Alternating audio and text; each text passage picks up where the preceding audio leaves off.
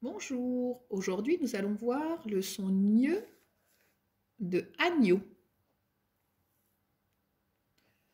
Gneu qui s'écrit avec la lettre G suivi de la lettre N.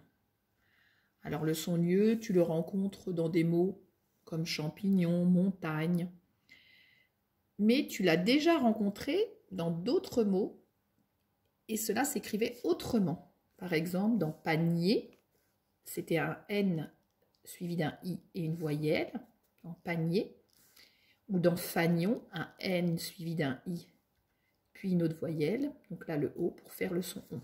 Donc nier s'écrivait comme ça dans panier, mais on verra aujourd'hui que le son nier, on peut l'écrire G-N-E-R.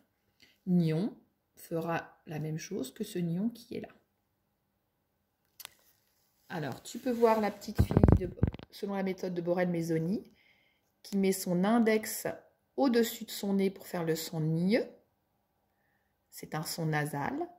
Tu pourras te référer à la leçon sur ton cahier de son. Alors, pour écrire le son gneu, on va revoir pour former les lettres. Donc, pour faire le G, il faut commencer comme un A. On tourne vers la gauche, bien dans l'interligne.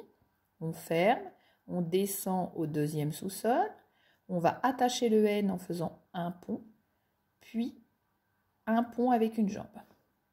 Donc, je te laisserai faire toute la ligne à l'exercice 1 de la page 70. Pour l'exercice numéro 2, il faudra colorier de la même couleur les bulles qui se prononcent de la même façon. Donc là, on va retrouver les deux façons de faire le son gneu. Donc, comme je viens de t'expliquer, un G suivi d'un N ou un N suivi d'un I, puis d'une voyelle. Il te faudra 3 couleurs. Tu devras colorier les deux agnés de la même couleur, les deux ignons et les deux ignés, donc à chaque fois par couple. L'exercice numéro 3. Tu as 3 lignes de mots à lire contenant le son gneu qui s'écrit GN. Puis attention, 3 mots pour lesquels le gneu s'écrit NI suivi d'une voyelle. Ensuite, 2 phrases avec des mots contenant le son gneu. Exercice numéro 4, tu dois écrire chaque mot dans la bonne colonne. Donc, tu devras d'abord lire les mots, puis ensuite les classer dans ce tableau, donc selon la graphie du gneu, GN pour la colonne de gauche, NI suivi d'une voyelle pour la colonne de droite.